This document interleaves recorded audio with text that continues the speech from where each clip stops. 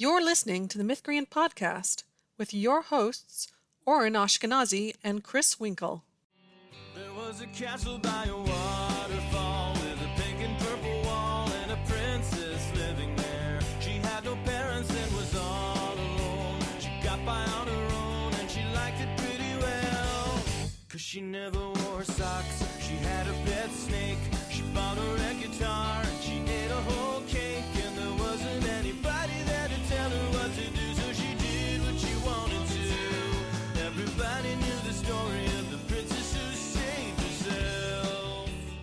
Welcome to the Mythcreant Podcast. I'm Chris. And I'm Oren. You thought we were in charge of this podcast, but actually, we're just the goons you have to get past to reach the mid-level boss. But nobody has gotten past us in 500 episodes, probably because there's only 2 of us, which means we're very tough and intimidating. Yeah, if there were more of us, we'd get weaker. So, we have intentionally killed off all the other hosts to gather their powers.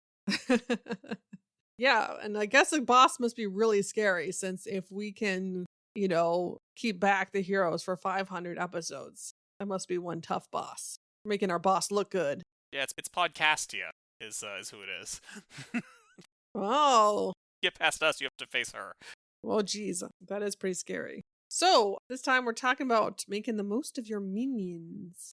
When I saw this podcast topic for a second, I thought we were talking about the minions from Despicable Me. No. I was like, oh no. This is funny, but I've never seen Despicable Me, but I find the minions really annoying. Yeah, no, I have never seen any of the movies. I don't have an opinion on the movies. Maybe I would like them better if I actually saw Despicable Me, but I don't know, maybe they just look irritating. It's because they're everywhere. They hit saturation point, and now they're not cool. Now they're annoying. And I'm gonna judge them from my ignorance. Yeah, that's exactly it. It's like, okay. It's like if you had never seen Frozen, and, suddenly just Frozen was everywhere. You were like, what? Or, for anybody who has not seen K-pop Demon Hunters. Yeah, exactly. By now, you must hate K-pop Demon Hunters. Okay, so why do we have minions? Why minions? Because storytellers are lazy, and they don't want to have to fight, actual people, so they just send in faceless mooks. There, podcast over. Done. Yeah, technically everything we do for a story could be just a sign of laziness. We could do it without that. It's just harder, right? Yeah.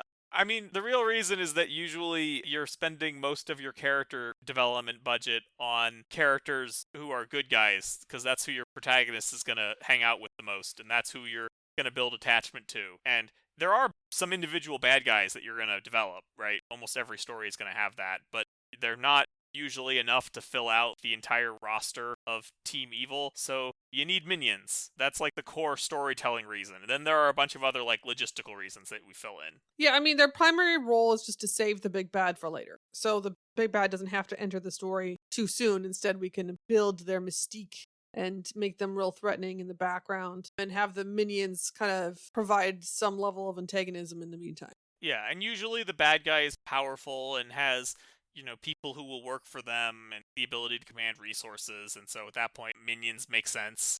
So you also need them to just fill out the world, right? It's like you can't have an evil army without soldiers. At some point, you'll need to put some in. But usually, for some sections of the story, they are the main antagonists the heroes are dealing with. Not necessarily. You could have minions that only show up when there's a big bad around commanding them. That's possible, but most often, you want, a slower escalation of threat. And so usually for the beginning portions of the story, we first start with just a minion fight, for instance. Okay, so then next question. What makes a good minion? What are we aiming for our minions? Minions follow most of the same rules as any other enemy, which is the most important one is that if you want them to be threatening, you can't be beating them up all the time. That's just the way it is. Once you start beating up stormtroopers, they aren't threatening anymore, and technically you could try to make them threatening again, but the amount of work you would have to do that is pretty high. That's why, the most threatening enemies in Andor are not stormtroopers. The stormtroopers in Andor are about as weak as anybody else. It's the guys who operate more like modern-day special forces, like the dudes who go into the hotel towards the end when they're trying to rescue what's-her-face. Like those guys who wear kind of stormtrooper-looking armor but not the same. Those are the threatening minions.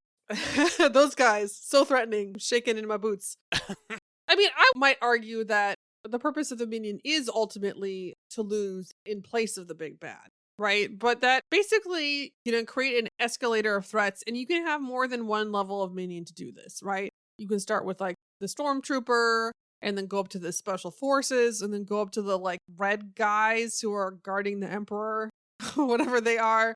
Mm-hmm. And then Darth Vader. We have a kind of minions that are at different levels, getting more and more threatening towards the top. And part of the reason for doing that is because, again, sometimes we just need our heroes to actually win a fight.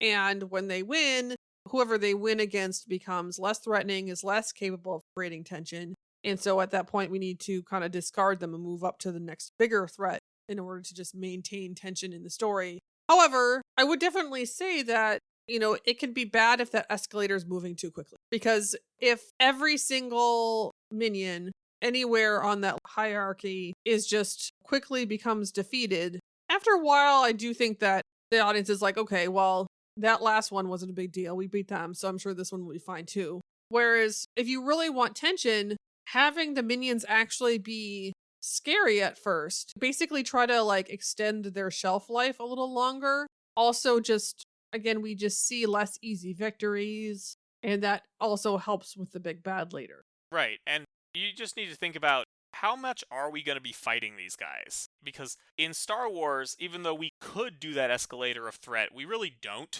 in most of the movies. It's just stormtroopers on stormtroopers.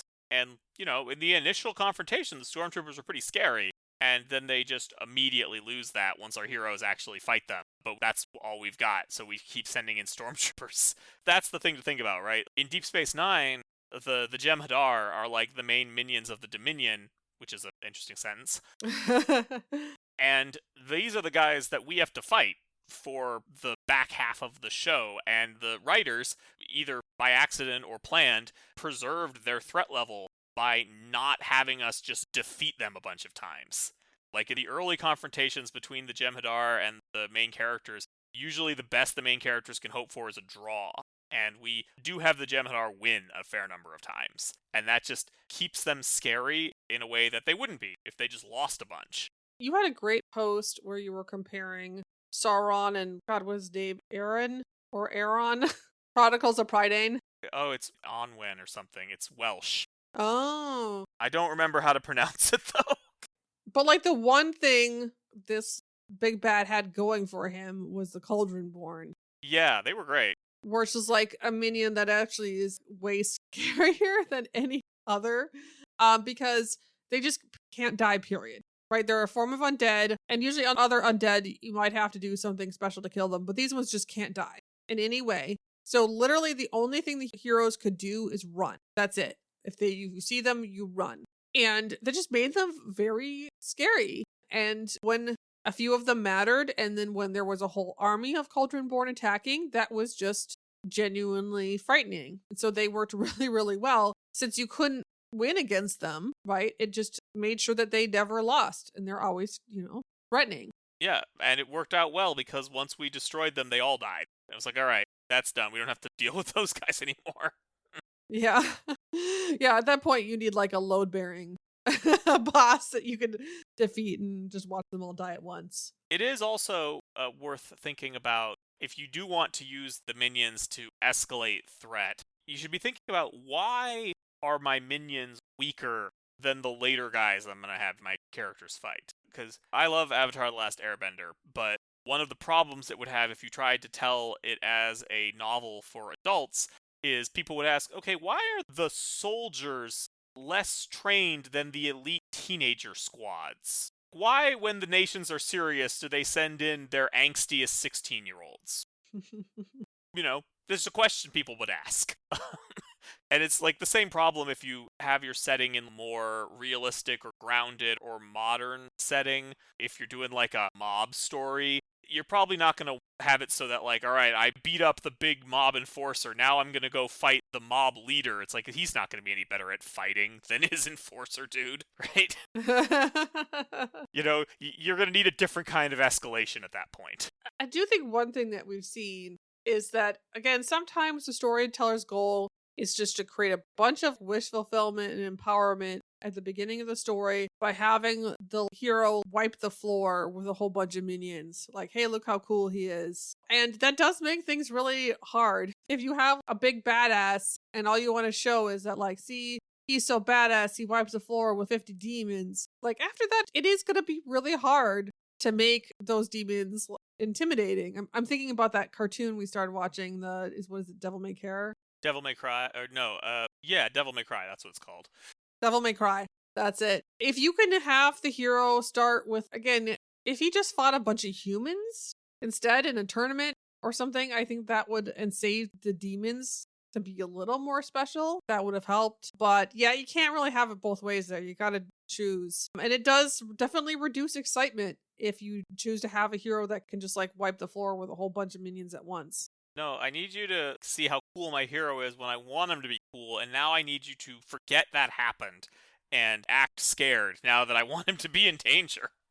Gosh, one of the other things that people do is, okay, so your hero has leveled up to the point where they can defeat a minion. Now let's add more minions. But the problem is that it quickly becomes impossible to choreograph like a solution where your hero wins against so many people. This is why in Blue Eye Samurai, we have multiple sequences where like the protagonist takes on impossible odds and just wins in contrived ways, right? Or the other thing that can happen is that suddenly all the minions are super weak. Yeah, I always recommend using fewer rather than more minions because you can always add more, but it's really hard to de-escalate them. Once you establish that your hero can beat 10 minions, you're going to need way more than that to challenge them again. So pace yourself. Right. Same with monsters, right? If you have any enemy that appears in numbers, at some point in time, too, it gets so ridiculous that you can't really add more and have it feel like more. We already have a horde of these demons.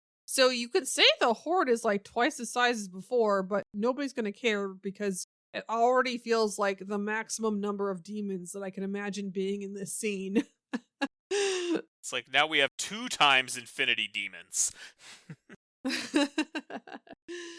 And it's like, okay, if you really want that wish fulfillment, you really want to give, your hero candy, again, balance the concerns how you want to. But for the purposes of having an exciting story, it's always better to have fewer minions, have stronger minions, have them last longer before your hero can easily defeat them. Yeah, also just having fewer of them means that you can make them more interesting, right? You can give them a little more personality, you can give them a little bit more description, and that's harder to do the more of them there are. Speaking of personality, I think the other thing that I want to avoid in my minions is just not to have them feel like they are dehumanized people. So basically, if they are like monsters that are just vampires, actually are a good example because vampires do not have, well, I mean, it depends on the setting, but usually they're formerly people, right? They're not really a group that were like born that way.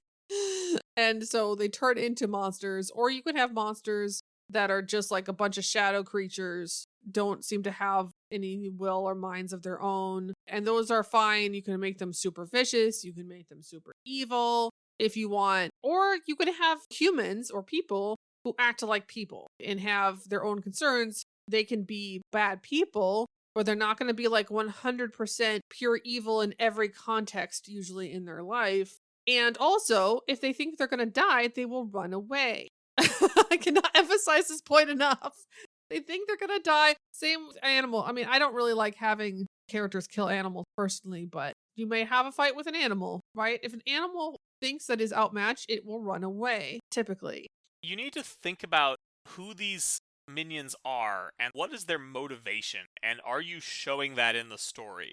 Are you showing that they have the kind of unquestioning loyalty that they will fight to the end every time? you could, again, not to toot DS9's horn too loud here or anything, but that is one of the things that makes the Jem'Hadar so dangerous, is that we establish that they do have that kind of intense loyalty, and they will fight to the death no matter what. But that's something that we take some time to establish. We don't just expect you to assume that about every alien species we encounter. And, we find out they're basically an engineered species, and they're also been purposely addicted to a drug to keep them in line. So extra measures are used to force them into this position. They're just not like your average soldiers.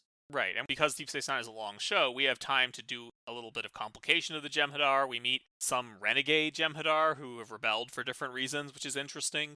I would be especially cautious if you have a real world and you have people who are basically criminals or even prisoners. Like, there's this weird cultural mindset that a person is either a criminal or they're not, and if they're a criminal, they're just a dehumanized person who will just auto-attack. Yeah, they're just zombies, It was just auto-hostile, and then we'll keep attacking until they die. It's like, that's not how humans behave, and people don't fall into two neat categories of criminal and not criminal, because we're humans. I mean, and that's the thing. It's always funny when you watch shows where the writers seem to think that an area with high crime rates operates like a Final Fantasy game, where you go into it and if you take a certain number of steps, a random encounter will show up. It's like, look, your characters might get mugged or something. That could happen in the right story. Often they are so huge and badass that would not happen. But even if they are relatively normal people, they're not just suddenly going to summon crime boys. You don't understand, this is an aggro zone. Right? As soon as you step in, you aggro the nearest resident. Right, and now there's criminals. It's like, that's just not how it works. Again, especially in a prison sequence, okay? Because especially in the US, we can be extremely cruel to prisoners. And these are people who are like serving their time. If they're in prison, they were not sentenced to just execution immediately. So we shouldn't be beating them up until they die, for instance. So, treating them like they're not real people who have like real reasons for doing things is just not a good idea. It's so funny in the third Nolan Batman movie when Bane, breaks open the jails and a bunch of people come out to join his revolution. And it's like, you could tell that the writers have, read enough history to know that's a thing revolutionary movements do, but not enough to know that the reason that works is that in those contexts, the prisons are full of revolutionaries. Right. They're their own members of their own organization who have previously been captured and put in prison. They're not just random drug dealers who will join their violent organization.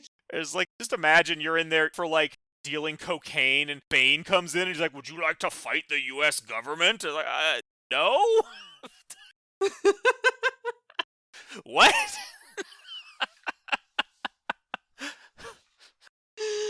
Oh, man. Again, people end up in prison for all sorts of reasons, but at least in the US, the majority, I think, the biggest number, the plurality perhaps, is drug offenses. Those people are not necessarily violent. They weren't just fight for any villain that lets them free. But even violent criminals aren't gonna do that, right? It's the violent criminal who is in there is someone who, I don't know, beat his wife, right? It's is the wife beater suddenly gonna join up with your Dark Lord? Oh. Just think about it a little bit is all I'm asking.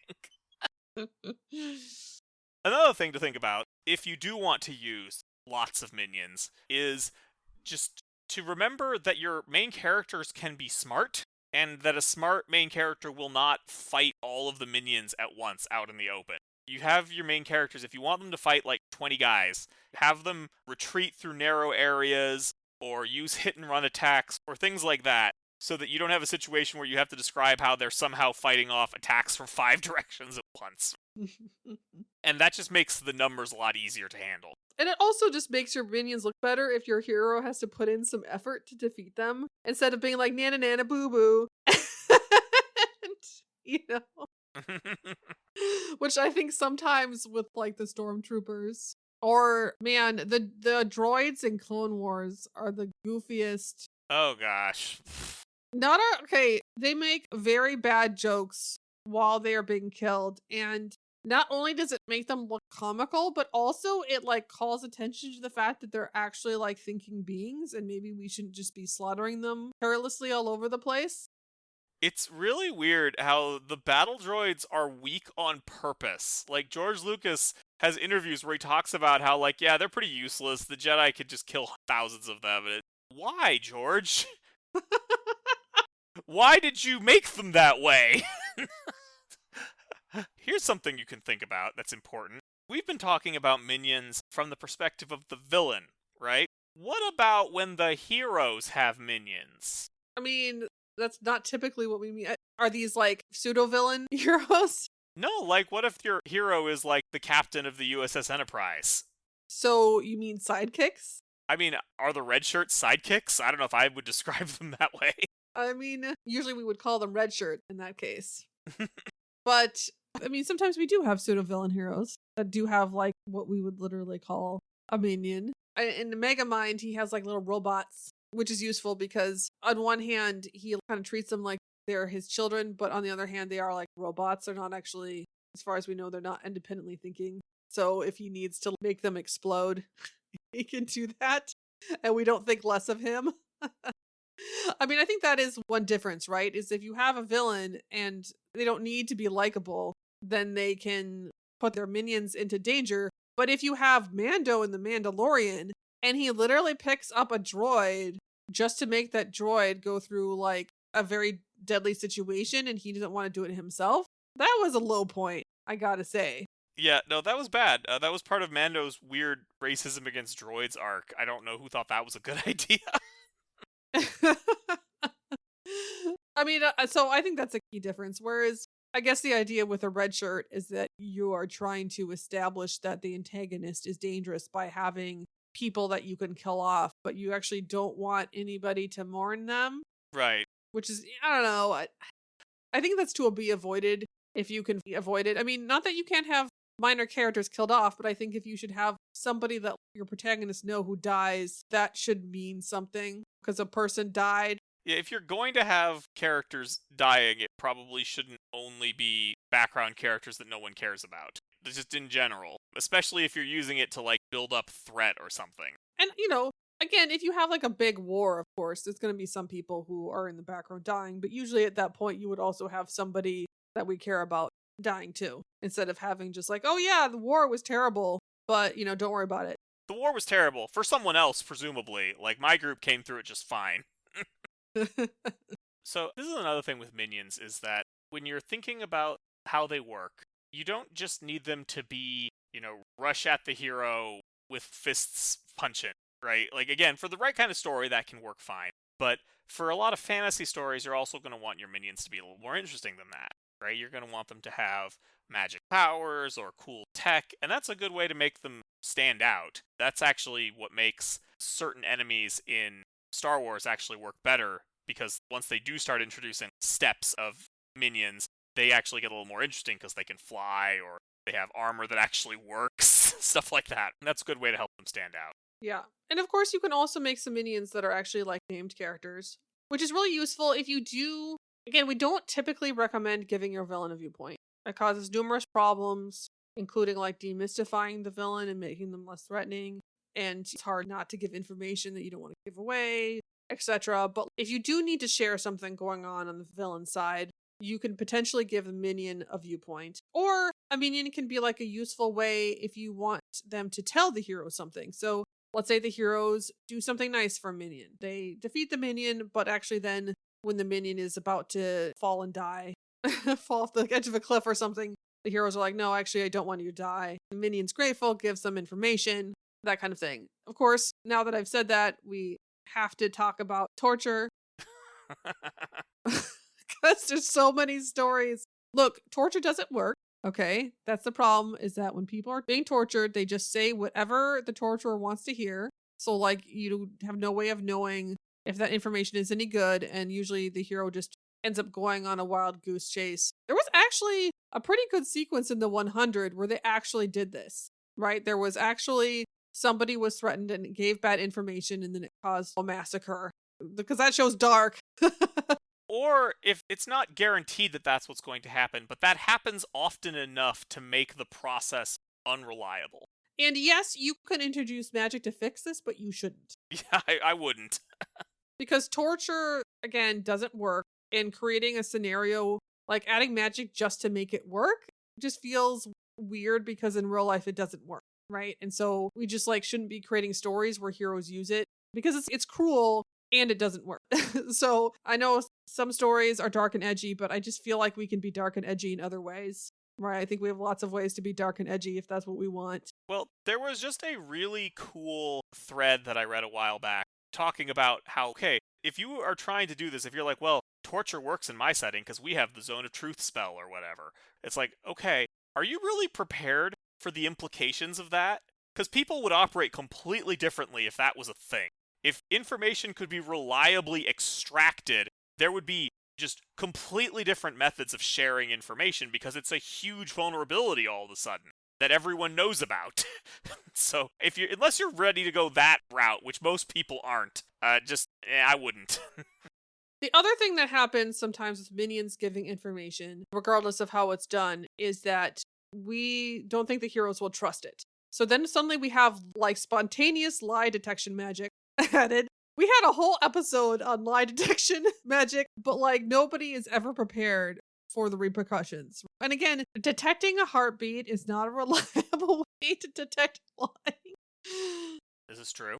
So just suddenly giving your character lie detection powers, just make the minion convincing. Or have them give the heroes some collateral or something. So usually you can either have the minion choose to give information, maybe in exchange you can have the hero convince them, hey, I know you're just doing this for money, but if you can help me defeat this boss, maybe they hate their boss, maybe the villain has forced them to do this. So you can have lots of ways. You can also have the heroes find clues on the minion. Yeah, that's my favorite way to do it. Right, so well, we looked on the minion's phone. We found a note in the minion's pocket.